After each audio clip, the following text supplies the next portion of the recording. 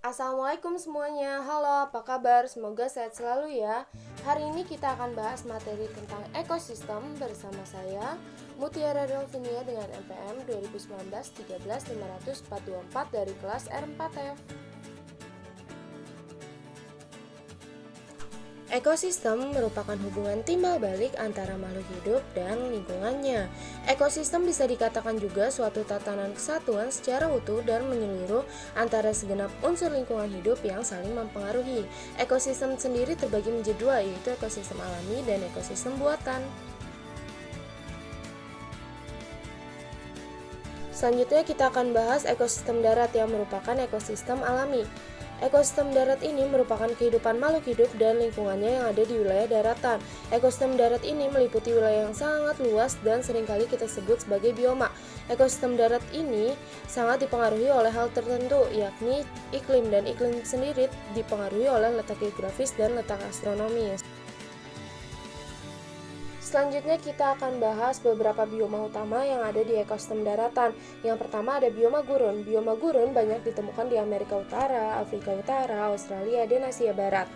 Flora atau tumbuhan yang tumbuh adalah tumbuhan yang dapat beradaptasi dengan daerah kering, contohnya tumbuhan xerophyt. Dan fauna yang paling banyak ditemukan di daerah ini adalah unta.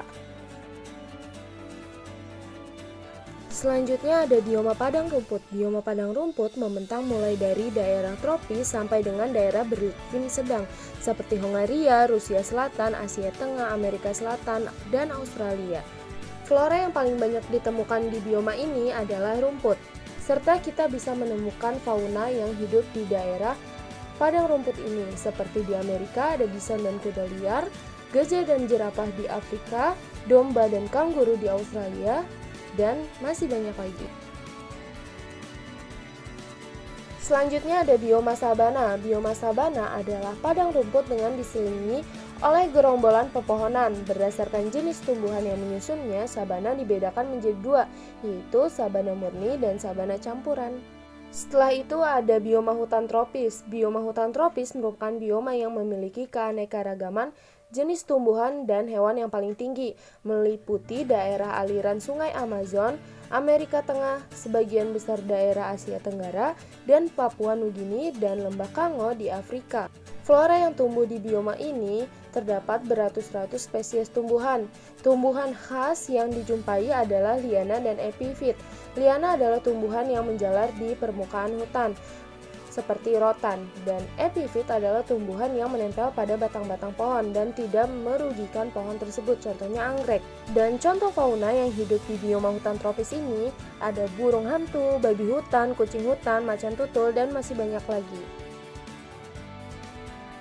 Selanjutnya kita akan bahas tentang hutan musim. Hutan musim biasa diberi nama sesuai dengan tumbuhan yang didominannya, misalnya hutan jati dan hutan angsana.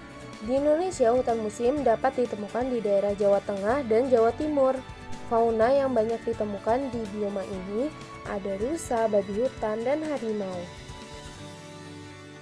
Selanjutnya ada bioma hutan gugur. Ciri khas dari bioma ini adalah tumbuhannya sewaktu musim dingin, daun-daunnya meranggas. Bioma ini dapat kita jumpai di Amerika Serikat, Eropa Barat, Asia Timur, dan Chili. Selanjutnya ada bioma hutan taiga atau hutan homogen. Bioma ini kebanyakan terdapat di daerah antara subtropika dengan daerah kutub, seperti di daerah Skandinavia, Rusia, Siberia, Alaska, dan Kanada. Flora yang hidup di bioma ini adalah pohon pinus, sementara fauna yang hidup di bioma ini ada beruang hitam, ajak, serigala, dan burung-burung yang berimigrasi ke daerah tropis bila musim dingin tiba. Selanjutnya ada bioma hutan tundra. Bioma ini terletak di kawasan lingkungan kutub utara sehingga iklimnya adalah iklim kutub. Istilah tundra berarti daratan tanpa pohon. Vegetasinya didominasi oleh lumut dan lumut kerak. Vegetasi lainnya adalah rumput-rumputan dan sedikit tumbuhan berbunga berukuran kecil. Dan fauna khas bioma ini adalah bison berbulu tebal dan rusa kutub. Yang terakhir ada hutan bakau atau hutan mangrove yang banyak ditemukan di sepanjang pantai yang landai di daerah tropik dan subtropik. Hutan bakau di Indonesia terdapat di sepanjang pantai timur Sumatera, pantai barat dan selatan Kalimantan, dan sepanjang pantai Irian. Di Pulau Jawa, hutan bakau yang agak luas masih tersisa di sekitar Segara Anakan dekat Cilacap yang merupakan muara Sungai Citandui. Dan fauna yang dapat ditemukan di bioma ini ada ikan, hewan-hewan melata seperti buaya, biawak, dan burung-burung yang bersarang di atas pohon bakau. Selanjutnya kita akan bahas ekosistem perairan yang juga merupakan ekosistem alami. Ekosistem perairan adalah suatu kumpulan massa air pada suatu wilayah tertentu, baik yang bersifat dinamis maupun bersifat statis. Ekosistem akuatik dibagi menjadi dua, yaitu ekosistem tawar dan ekosistem air laut. Ekosistem air tawar dibagi menjadi dua, yaitu ekosistem air tenang dan ekosistem air mengalir. Ekosistem air tawar mempunyai ciri-ciri antara lain variasi suhu tidak menyolok, penetrasi cahaya kurang, dan terpengaruh oleh iklim dan cuaca. Berdasarkan cara memperoleh makanan atau energi, makhluk yang hidup di ekosistem ini terbagi menjadi tiga, yaitu autotrof, fagotrof, dan saprotrof. Dan berdasarkan kebiasaan kehidupan dalam air, organisme air tawar dibedakan menjadi 5, yaitu plankton, nekton, neston, bentos, dan perifiton. Berdasarkan fungsinya, organisme air tawar dibedakan menjadi 3, yaitu produsen, konsumen, dan dekomposer atau pengurai. Berdasarkan intensitas cahaya, ekosistem air tawar dibedakan menjadi 3 daerah. Yang pertama daerah litoral, daerah limnetik, dan daerah profundal. Selanjutnya ada ekosistem air laut. Ekosistem ini mempunyai kadar garam yang tinggi dengan ion Ci mencapai 55% terutama di daerah laut tropik. Karena suhunya tinggi dan penguapan besar, di daerah tropik suhu laut sekitar 25 derajat Celcius. Perbedaan suhu bagian atas dan bawah sangat tinggi, sehingga terdapat batasan antara lapisan air yang panas di bagian atas dengan air dingin di bagian bawah yang disebut termoklin. Selanjutnya ada air estuari atau yang disebut sebagai muara, yang merupakan tempat bersatunya sungai dengan laut. Estuari sering dipagari oleh lempengan lumpur intertida yang luas atau rawa garam. Komunitas yang tumbuh atau hidup di estuari antara lain rumput rawa garam, ganggang, fitoplankton, dan komunitas hewan antara lain berbagai cacing, kerang, kepiting, dan ikan. Selanjutnya ada sungai. Sungai adalah suatu badan air yang mengalir ke satu arah.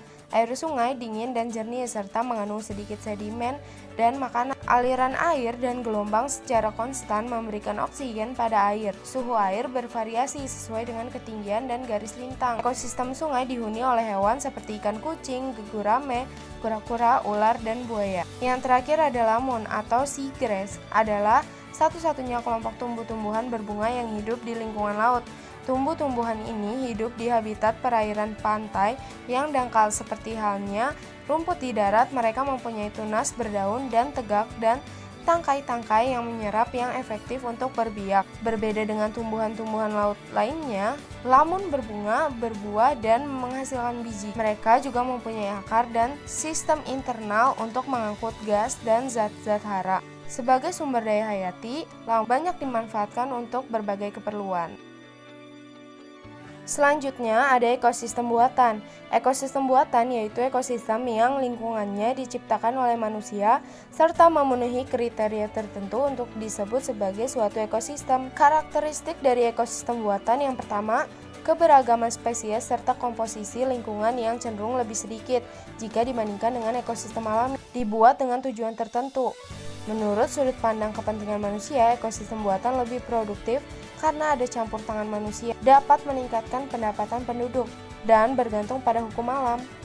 Adapun contoh-contoh dari ekosistem buatan, ada kolam ikan, sawah, kebun binatang, bendungan, rawa buatan, ladang garam, parit, situ atau setu, tambak, dan kolam stabilisasi limbah. Sekian yang dapat saya sampaikan, kurang lebihnya mohon maaf. Akhir kata, wassalamualaikum warahmatullahi wabarakatuh.